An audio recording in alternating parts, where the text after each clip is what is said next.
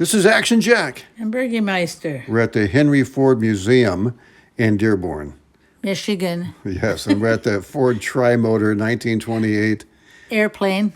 Yes. Filling your sentences Yeah, for so you. this is what it looks like inside of the museum, which is a fantastic Yeah, museum. this is an interesting plane, too. It was made out of metal, and it was a passenger plane, believe it or not.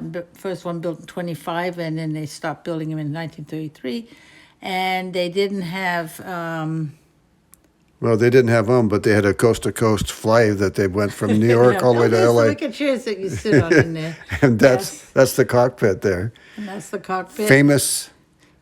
Charles Lindbergh flew this plane. Amelia Earhart flew this plane. And my most impressive was that Robert Byrd flew this plane with about a couple of his guys across the South Pole, the Antarctica, Yes. 1929. Can you imagine that? When you go to this exhibit, you get to sit down and they simulate the flight. Going in the air and landing, it's really Nice neat. and loud, and the plane does rattle.